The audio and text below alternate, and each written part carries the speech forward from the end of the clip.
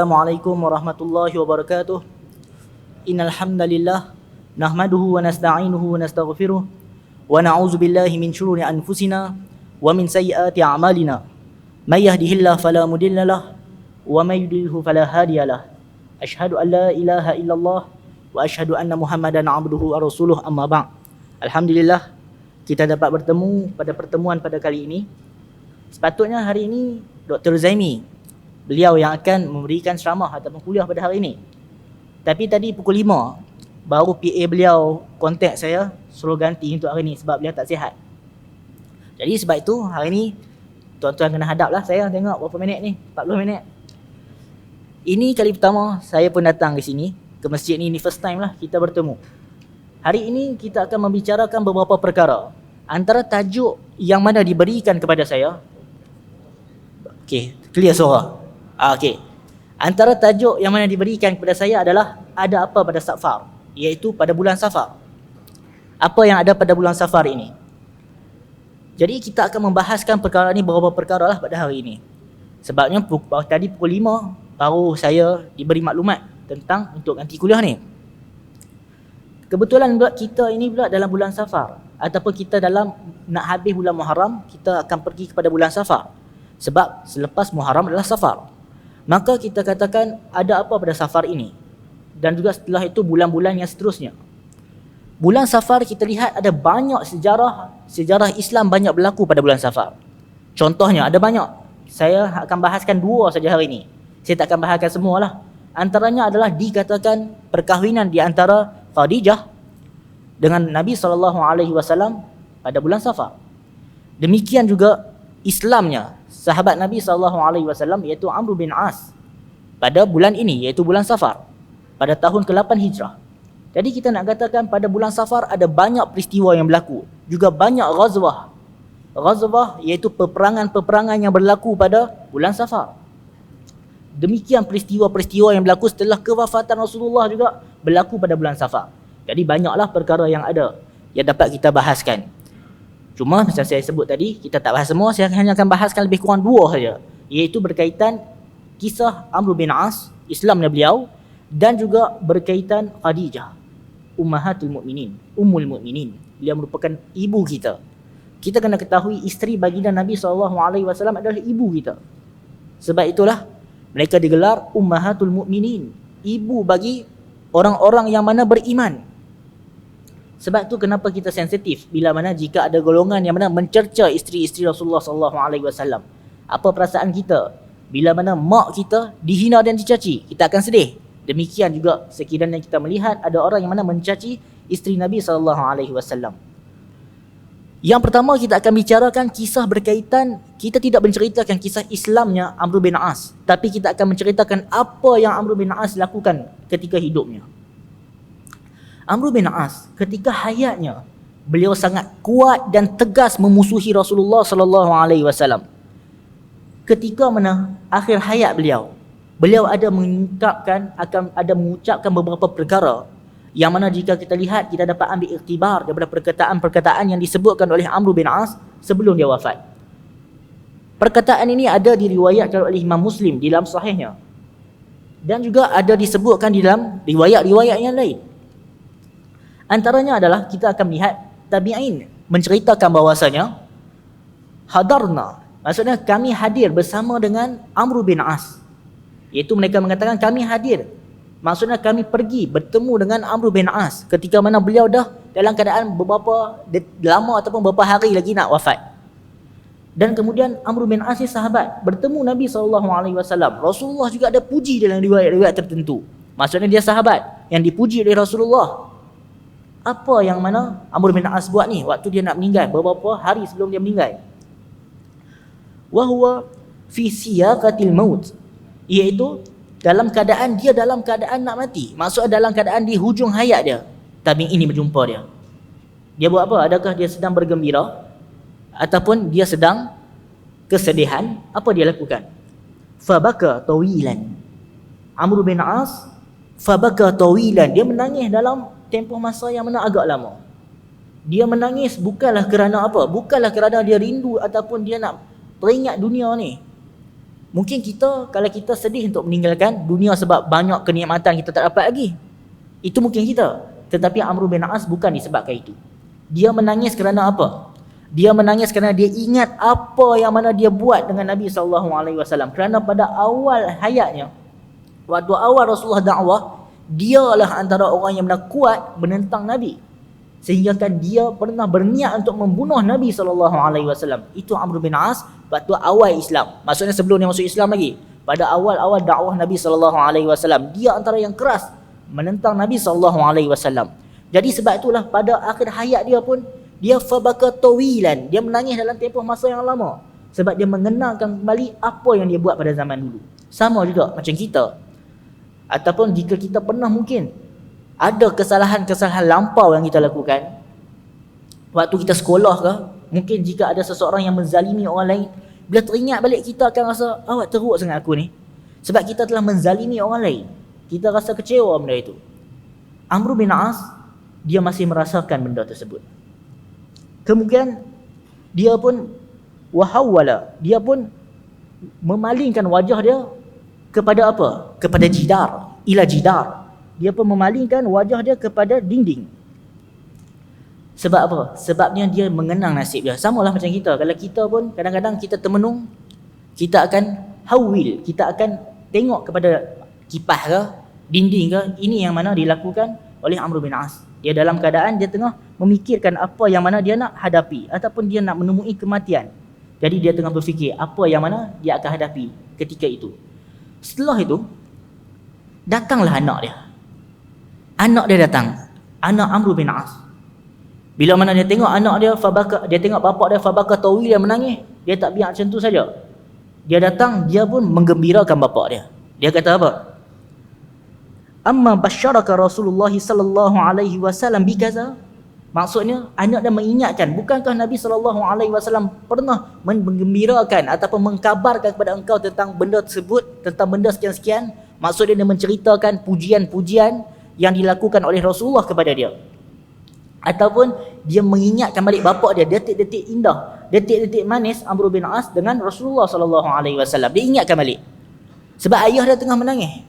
Maka dia pun menggembirakan bapak dia, dia cerita benda-benda yang dapat menyebabkan ayah dia mungkin tenang sikit. Jadi ini nak menunjukkan, jika kita lihat ada orang yang mana dalam keadaan kesedihan. Yes.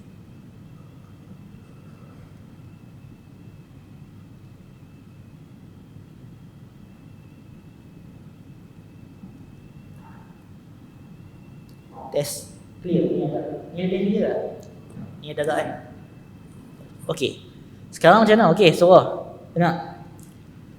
Jadi ini nak menunjukkan bila mana anak Amr bin As tengok bapak dia dalam keadaan menangis, dia pun pergi menggembirakan, menceritakan benda-benda yang menggembirakan bapak dia. Ini menunjukkan bahawasanya jika kita lihat seseorang itu menghadapi kesedihan, dia mungkin sedih, dia mungkin dalam keadaan derita, mungkin kita tak dapat bantu dia dari segi kewangan, tetapi kita bantu dalam kita menggembirakan dia ataupun meringankan bebannya. Ada orang, dia mungkin tak dapat nak bantu kawan dia dengan benda-benda yang lain, dengan harta tak ada, dengan nak bagi benda lain tak ada, tetapi dia ada dengan kawannya, bersama kawannya itu susah.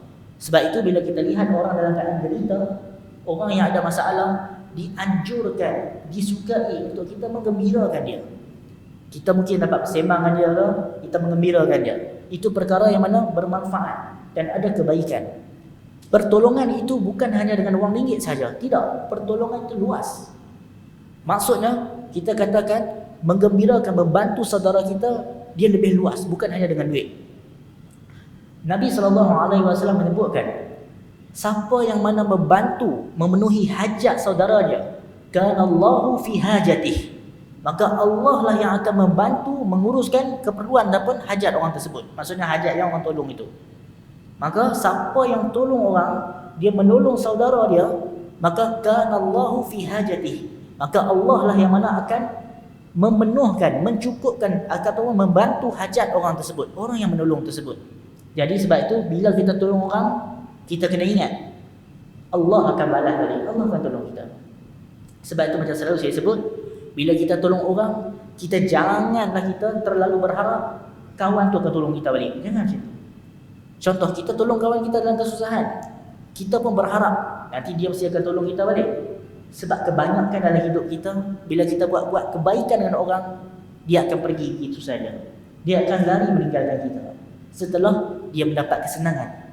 Kita tengok dalam hidup kita banyak berlaku pengalaman diri kita. Ada kalanya kita membantu seseorang itu, kemudian dia lupa kita. Kita pun tidak berharap dihargai. Ini nak menunjukkan, bila mana kita membantu saudara kita, ingatlah Allah yang akan membalas balik. Sebab tu kita tengok hadis-hadis, kanallahu fi hajatih, Allah lah yang mana akan memenuhi hajat saudaranya itu. Itu hajat seseorang itu Allah lah yang akan memenuhi. Sebab itulah kita ingat, kita ikhlaskan diri membantu saudara kita dalam kesusahan, dan lain-lain, Allah pula akan mempermudahkan urusan kita. Jadi sebab itulah, apabila kita nak dipermudahkan urusan dalam kehidupan, kita tolong orang, kita bantu orang, maka kehidupan kita akan dipermudah.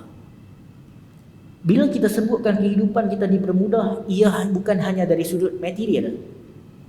Banyak lagi aspek yang lain, banyak lagi sudut yang lain, iaitu kita diberikan kebahagiaan. Kerana itu yang manusia cari. Tidak kira apa pun agama dia, tidak kira apa pun latar belakang dia, yang manusia cari di dunia adalah kebahagiaan, ketenangan, saadah. Itu yang manusia cari. Sakinah. Benda-benda yang mana mendapat ketenangan, kebahagiaan, itu yang mana makhluk idamkan. Cuma apa itu bahagia? Bahagia itu manusia melihat dengan jalan yang berbeza-beza.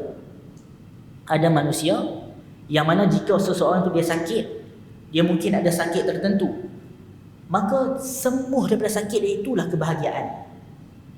Contoh, kalau orang yang gout kaki dia, bila dia tengah gout, kebahagiaan bagi dia adalah jika dia dapat sembuh penyakit itu. Jika orang yang mana dia mungkin menghadapi derita sakit tertentu, sembuh penyakit, itulah nikmat yang dia idam-idamkan. Berbeza pula dengan orang yang mana mungkin seseorang itu dia tidak ada duit yang banyak. Dia duit yang banyak dia tak ada, tapi dia sihat. Berbanding seorang hamba Allah pula duit dia banyak, tapi dia sakit. Ketahuilah, orang yang sakit ini, dia merindukan, orang sakit yang kaya ni, dia mengimpikan nikmat kesihatan yang ada oleh si miskin tadi. Sedangkan si miskin itu pula merindui ataupun inginkan, berhajat pada nikmat yang ada pada si kaya. Maksudnya kita kena ketahui, dalam hidup kita, kita merupakan ada kalanya diri kita, diri tuan-tuan, adalah impian orang lain yang kita tak tahu. Sebab kita selalu menginginkan benda yang tak ada pada diri kita, dan benda tu ada pada orang lain. Sebab itu ada kalau seseorang itu mempunyai harta, tapi dia tidak dapat membeli segala-galanya. Sebab itu kita katakan, yang manusia nak dalam kehidupan adalah kebahagiaan. Itu yang manusia nak. Cuma manusia berbeza dalam mengertikan apa itu bahagia. Bila saya sebut tadi berkaitan, orang yang sakit, dia impikan apa? Dia impikan kesihatan, sembuh, itulah kebahagiaan, benda yang dia nak. Bila saya pergi ke hospital tadi, saya ada program di hospital pukul 8 sampai pukul 5 tadi, berkaitan ibadah ketika sakit. Maksudnya saya bagi talk kepada nurse-nurse dan sister di situ berkaitan bagaimana pengurusan ibadah ketika sakit. Contohnya, kalau tangan terluka ke, nak wuduk macam mana? Nak tayamum ke nak wuduk? Kalau kaki kita luka ke, kalau terpotong bawang, luka jari, bagaimana nak berwuduk? Nak tayamum ke, nak sapu atas bandage ke, macam mana? Demikian pula jika solat dalam keadaan tak boleh untuk istiqbalul qiblah. Kan kat hospital kadang-kadang tak boleh nak menghadap kiblat. Jadi macam mana? Bila solat nak kena qada atau tidak, itu perkara dibahaskan. Jadi sebab itu kita katakan orang-orang yang sakit, mereka mengimpikan nikmat sihat. Sebab itu kalau kita dapat menunaikan solat sekarang ini, kita patut bersyukur. Sebab apa? Sebab ramai lagi yang mana mengimpikan apa yang kita ada sekarang ini. Jadi sebab itu kita lihat, berbalik dari riwayat yang kita sebutkan tadi, maka menggembirakan orang yang mana dalam kesedihan, dalam kesusahan, itu perkara yang dituntut. Sebab itu seperti mana dilakukan oleh anak pada Amr bin As, dia menggembirakan bapa dengan cerita balik apa momen, kenangan-kenangan ataupun apa pujian yang diberikan Rasulullah kepada bapa dia. Sebab benda ni mungkin dapat menggembirakan bapa dia. Kerana apa? Sebab kita sebutkan tadi, kenapa Amr bin As dia sedih? Dia sedih sebab dia ingat balik apa dia buat kat Rasulullah dulu. Sebab tu dia sedih. Yang seterusnya, adalah Amr bin As ketika mana dia hampir wafat. Apa dia kata? Dia mengatakan bahawasanya inna afdala ma nu'iddu syahadatu an la ilaha illallah wa anna Muhammadar Rasulullah. Kata Amr bin As ketika mana dia dalam keadaan beberapa hari lagi nak wafat, mungkin sakit dah, dia kata inna afdala, sesungguhnya perkara yang paling afdal, perkara yang paling mulia, yang mana manu'iddu, yang mana aku buat preparation, buat persediaan untuk kematian ni, nak menghadapi kematian. Apa dia sebut? Dia sebut syahadatain, iaitu dia sebut dua kalimah syahadah, la ilaha illallah Muhammad Rasulullah. Nak menunjukkan apa? Itu adalah perkara yang paling berharga yang Amr bin As kata dia bawa nak menghadapi kematian. Kita betul sebut benda tu tiap-tiap hari dalam solat. Tapi kenapa kita tak rasa macam berharga? Hal ini kerana kita dan Amr bin As berbeza. Sebab apa? Kita lahir-lahir telah diazankan. Maksudnya kita lahir dalam keluarga Islam. Sedangkan para sahabat tidak. Para sahabat, mereka lahir dalam keluarga yang kafir. Mereka lahir dalam keadaan suasana masyarakat menyembah pada asnam, berhala-berhala, melakukan perkara-perkara yang mana bercanggah dengan apa yang dibawa oleh Nabi Ibrahim di Makkah. Jadi sebab itulah bila mana sahabat mereka mendapat tauhid, mendapat agama, mereka menghargai sebab mereka pernah merasai kegelapan hidup di dalam jahiliyah. Maksudnya mereka hidup dalam keadaan tidak ada tempat untuk berpaut. Mereka juga menyembah Allah, tetapi mereka mensyirikkan pada zaman sebelum mana Rasulullah datang berdakwah. Kita mungkin tak rasa apa yang mana dikatakan oleh Amr bin As sebab kita dah beriman sejak dulu. Maksudnya kita beriman, kita ni lahir dari kecil, masuk sekolah pun belajar sekolah, mengajar tentang subjek agama dan lain-lain. Sebab itu kita mungkin kurang menghayati apa dirasakan oleh Amr bin As. Sebab itu dia boleh kata inna afdala, sesungguhnya benda paling afdal aku bawa untuk bertemu dengan Allah adalah syahadatain, kalimah tauhid, iaitu tauhid kepada Allah Subhanahu wa taala. Kita tengok balik. Kemudian dia kata lagi, inni kuntu ala atbaqin salas, iaitu aku ni dulu aku hidup di atas, aku hidup ada 3 fasa kehidupan aku. Maksudnya dia kata aku ada 3 fasa kehidupanku. Amr bin As cerita 3 fasa, maksudnya 3 peringkat lah stage dalam kehidupannya. Apa kita tengok stage yang pertama? Laqad ra'aituni wa ma ahadun ashadda bughdan li Rasulillah sallallahu alaihi wasallam minni. Aku tak pernah tengok pun orang yang lebih dahsyat penentangan dia kepada Rasulullah sallallahu alaihi wasallam minni, melainkan aku. Maksudnya fasa pertama hidup dia kata dia ada 3 fasa. Fasa pertama dia kata aku tak pernah tengok pun seseorang yang mana asyaddu bughdan, yang lebih dahsyat penentangan dia, penentangan seseorang itu kepada Rasulullah sallallahu alaihi wasallam melainkan aku. Tak ada lebih daripada aku. Maksudnya nak cakap dia punya penentangan ini memang besar, memang keras, sehingga dia kata aku nak bunuh Nabi sallallahu alaihi wasallam dengan tangan aku. Aku suka kalau aku dapat cederakan Nabi sallallahu alaihi wasallam dengan tangan aku. Kemudian apa dia sambung lagi? Falau muttu ala tilka hal lakuntu min ahli nar.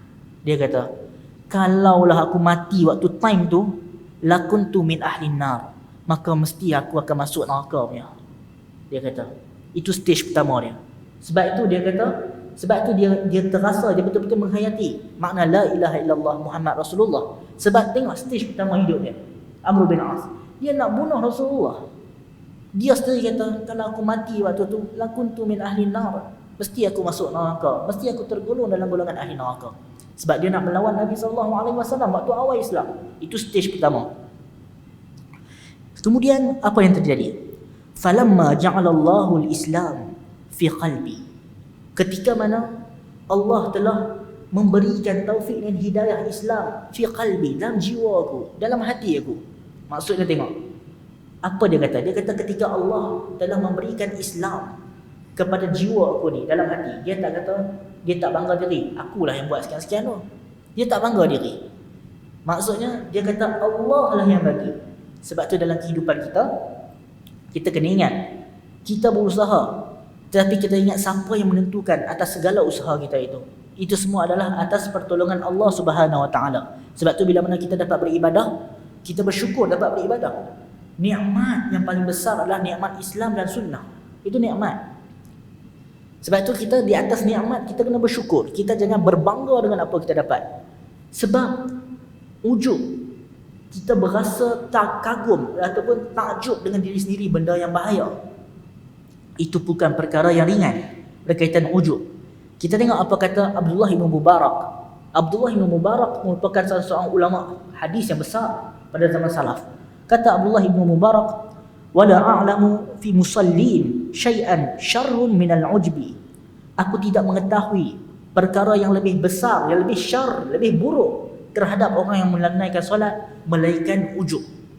Maksudnya benda yang paling teruk, kesalahan yang paling teruk yang dilakukan oleh orang yang menunaikan solat adalah al-ujbu. Ujub tu adalah kita merasakan kita terpesona, kagum dengan diri sendiri.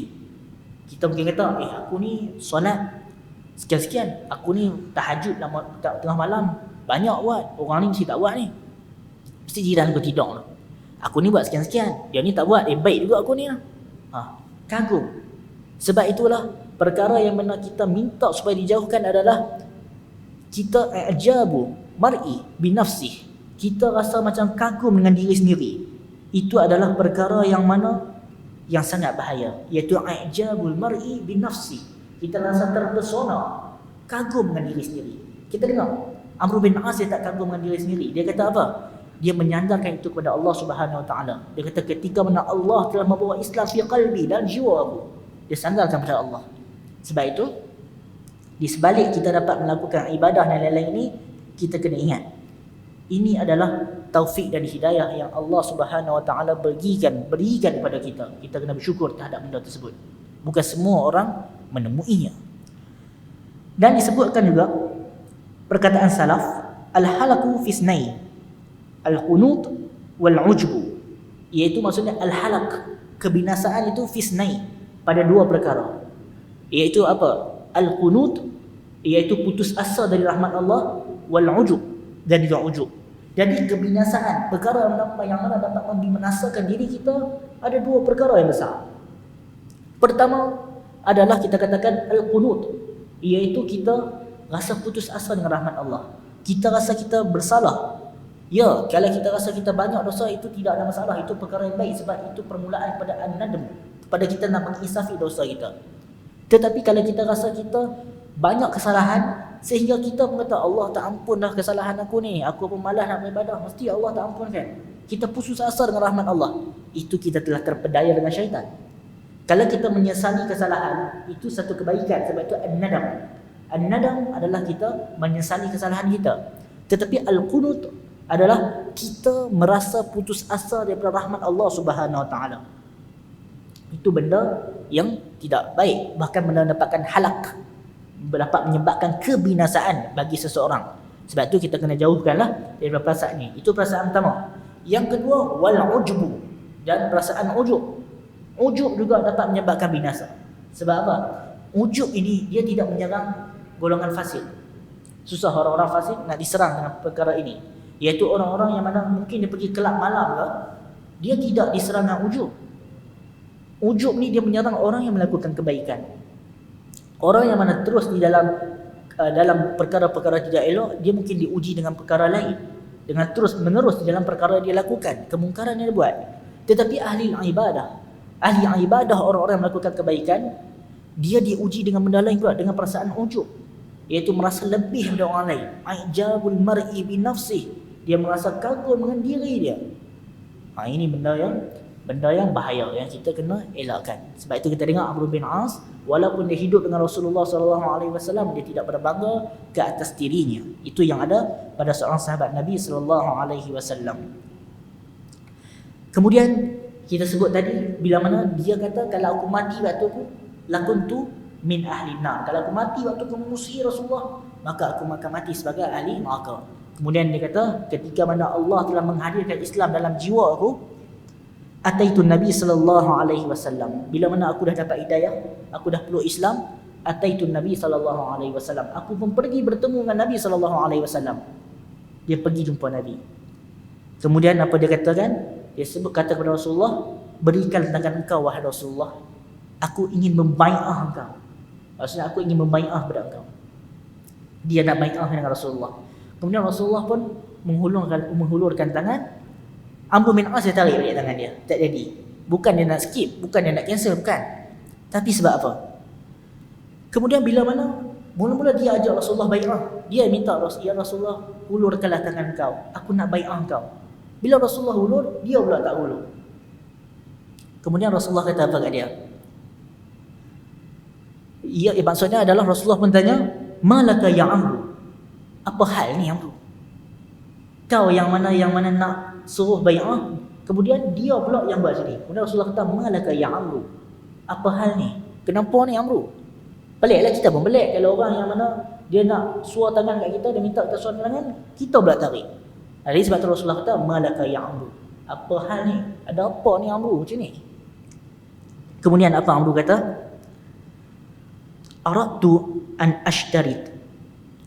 Aku nak buat syarat, nak satu syarat sebelum bai'ah. Itu dia kata, aku nak buat syarat sebelum bai'ah. Kemudian Rasulullah pun tanya, syarat apa tu? Tashtari bimaza? Bimaza tashtari? Nak syarat apa tu? Dia pun kata, bila Rasulullah tanya, nak syarat apa? Dia pun katakan, aku nak supaya Allah ampunkan aku. Itu. Sebab apa? Sebab dia masih ingat lagi kesalahan lampau dia. Walaupun dia nak masuk Islam, dia nak bai'ah kepada Nabi SAW, dia masih terkenang dosa lama dia. Dia tak boleh move on dengan dosa lama. Bila mana dia nak bai'ah, dia pun minta ke Rasulullah, cakap supaya Allah ampunkan dosa dia. Minta ke Allah akan ampunkan dosa. Kemudian Nabi SAW pun menyebutkan bahawasanya, ama alimta annal islama yahdimu ma kana qablah.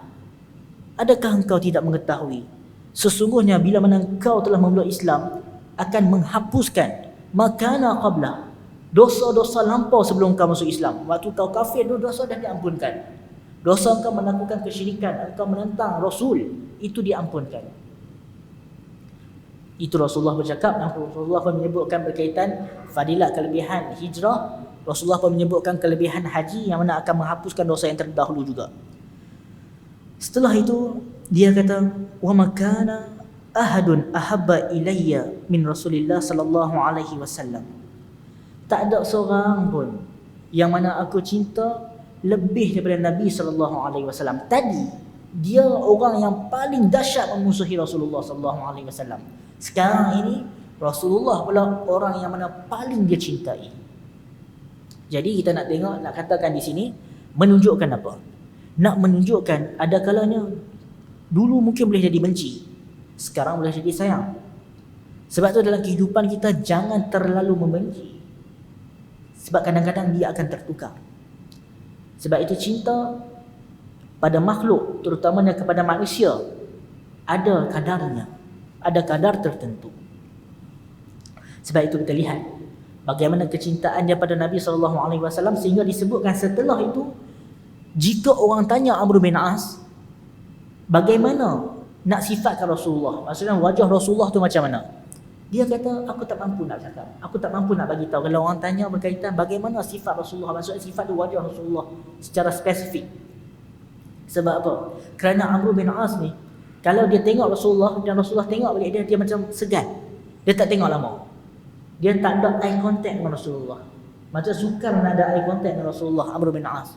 Sebab dia masih rasa bersalah dengan kesalahan lama yang dia lakukan. Itu yang terjadi pada sahabat Nabi SAW, Amr bin As. Kemudian apa dia kata lagi?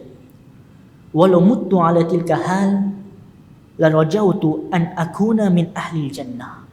Kalaulah sekiranya aku meninggal pada waktu itu, aku berharap aku tergolong dalam ahli syurga. Tadi waktu awal ingat, dia kata, kita ingat kisah awal. Dia kata kalau dia mati waktu tu dia jadi apa? Mungkin dia akan jadi ahli neraka. Waktu dia lawan Rasulullah tadi. Kemudian waktu mana dia bertemu dengan Nabi SAW, dia memeluk Islam. Dia kata apa? Aku berharap aku menjadi daripada ahli syurga setelah pertemuan itu. Itu stage kehidupan yang kedua. Tadi dia kata 3 kan? Itu kedua. Yang ketiga pula macam mana? Kehidupan ataupun stage yang ketiga pula adalah ketika mana dia mendapat mendapat jawatan. Ulina, dia diberikan jawatan. Bila mana dia diberikan jawatan, dia kata aku tak tahu macam mana pula sekarang kehidupan aku, ataupun ke mana destinasi aku. Tadi kita cakap bila mana dia lawan Rasulullah, dia kata mungkin aku akan masuk neraka kalau aku mati litilka hal ketika itu. Yang kedua, bila mana dia bertemu Nabi SAW pula, dia beriman dah. Dia kata aku berharap aku akan masuk syurga. Sekarang yang ketiga. Yang ketiga, bila mana dia telah menjadi apa? Bila mana dia telah menjadi sebagai jawatan tertentu, dia mendapat jawatan tertentu, dia kata aku tak tahu sekarang ni ke mana aku akan pergi. Maksudnya dia tak tahu ke mana. Jadi ini 3 stage kehidupan yang mana dilalui oleh Amr bin As. Jadi kenapa kita sebut tentang benda ni? Sebabnya ada kaitannya kerana dikatakan dia masuk Islam pada bulan Safar pada tahun ke-8 Hijrah. Jadi sebab itu berdasarkan tajuk ada apa dengan Hijrah, maka ini antara kisah yang mana berlaku pada bulan tersebut, iaitu seorang sahabat yang mana masuk Islam. Jadi kita tengok tadi bila mana disebutkan bahawasanya bila mana masuk Islam akan menghapuskan dosa yang terdahulu. Kita yang beriman, orang beriman ini pun masih mendapat peluang untuk dihapuskan dosa-dosa yang terdahulu. Sebab itu kita diperintahkan, diwajibkan untuk bertaubat. Hukum bertaubat adalah wajib. Ala faur, dengan segera. Dan jika kita tengok dalam solat yang kita lakukan pun banyak dah kita bertaubat kepada Allah, istighfar. Contohnya ketika mana al-julus, dulu ketika kita duduk di antara dua sujud, apa kita baca? Rabbighfirli, Rabbighfirli. Kita meminta pengampunan dari Allah Subhanahu Wa Taala. Kita minta ampunan. Ketika kita rukuk dan sujud, bacaan seperti dalam hadis yang diriwayatkan oleh Imam Bukhari, Subhanakallahumma Rabbana wa bihamdik Allahumma ghfirli. Ini bacaan ketika sujud dan ketika rukuk dalam Sahih Bukhari. Mungkin ada yang mana jarang baca, sebab kita selalu baca Subhana rabbiyal a'la, ketika rukuk Subhana rabbiyal azim. Ada banyak lagi bacaan lain, boleh variasikan, boleh pelbagaikan. Salah satu bacaan yang sering dibaca oleh Rasulullah ketika rukuk dan sujud seperti diriwayatkan daripada Aisyah yang saya sebutkan tadi, Subhanakallahumma Rabbana wa bihamdik Allahumma ghafirli. Ini kita tengok last kali, Allahumma ghafirli, ya Allah ampunkanlah aku. Itu ketika sujud dan rukuk. Ketika kita meletakkan kepala kita, yang mana kepala ni kalau orang main boleh gaduh, tapi kita meletakkan ke lantai untuk sujud pada Allah Subhanahu Wa Taala, dan ketika itulah kita memuji dia Allah dan kita minta pengampunan pada dia, Allahumma ghafirli. Jadi sebab itulah kita berharap agar Allah ampunkan kita. Sebab itu kita katakan tadi, hukum bertaubat adalah wajib ala fawr, wajib dilakukan dengan segera, dengan cepat. Apa kelebihan seseorang itu dia bertaubat ataupun dia beristighfar? Dalam hadis yang diriwayatkan oleh Imam Ahmad, dan hadis ini hadis yang daif. Hadis ini lemahlah, hadis yang daif, tapi bolehlah untuk kita jadikan sebagai fadail amal. Kelebihan untuk fadail amal, kelebihan untuk kita beramal. Iaitu dalam hadis yang diriwayatkan oleh Imam Abu Dawud, lebih tepatnya Imam Abu Dawud, Syekh Shu'aib Al-Arnaud mengatakan sanad hadis ini daif. Antara kelebihan seseorang itu beristighfar kepada Allah adalah dia akan dikeluarkan daripada kesulitan yang dihadapi. Maksudnya kesulitan, kesusahan yang kita hadapi, Allah akan keluarkan. Ja'alallahu lahu min kulli dhiqin makhraja. Iaitu Allah akan mengeluarkan min kulli dhiqin, daripada kesempitan, dhiq, kesempitan yang kita hadapi, makhraja, jalan keluar, pintu untuk keluar. Kadang-kadang daripada jalan yang kita tidak sangka. Jadi itu antara kelebihan istighfar dalam hadis riwayat Abu Dawud, tetapi sanad yang diteliti oleh Syekh Shu'aib Al-Arnaud. Kita boleh jadikan sebagai fadilah amal. Kita boleh amalkan istighfar supaya Allah permudahkan urusan kita.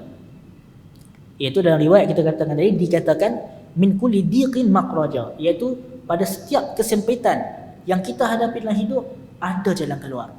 Dan sebab itu kita tengok banyak kisah-kisah berkaitan keajaiban istighfar berlaku. Banyak kisah-kisah tentang keajaiban istighfar. Dan kelebihan istighfar juga ada juga dalam riwayat-riwayat yang lain, yang mana riwayat-riwayat yang lebih sahih. Jadi sebab itu kita katakan banyak kelebihan istighfar. Dan berkaitan istighfar ini bukan dilakukan oleh kita saja, tetapi dilakukan oleh para anbiya. Iaitu dilakukan juga oleh Nabi SAW. Iaitu ada riwayat disebutkan aksar min 70 marrah. Rasulullah beristighfar sehari aksar min 70 marrah, lebih banyak lagi daripada 70 kali. Maksudnya Rasulullah istighfar dalam bilangan yang banyak. Dan juga kita tengok para anbiya, para nabi terdahulu yang maksum daripada dosa besar. Para rasul maksum daripada dosa besar, mereka juga meminta pengampunan daripada Allah, seperti Nabi Musa yang mana maksum, tapi mereka juga meminta keampunan daripada Allah Subhanahu Wa Taala. Sebab tu kita kena ketahui bahawasanya hukum bertaubat adalah wajib dan kita akan mendapat fadilat-fadilat yang tertentu. Bagaimana pula dengan kalau kita dosa dengan makhluk? Benda ni selalu banyak ditanya. Ada orang tanya berkaitan kalau waktu dia sekolah dulu dia dah curi.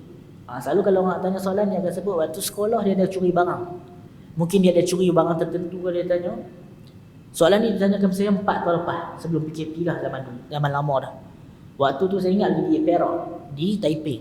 Dia tanya, saya ni ada curi barang, dia kata. Orang tu lah dia cerita balik lah. Dia cerita kat saya, dia kata saya ada curi barang. Jadi macam mana saya nak bagi balik ataupun nak hapuskan kesalahan ni?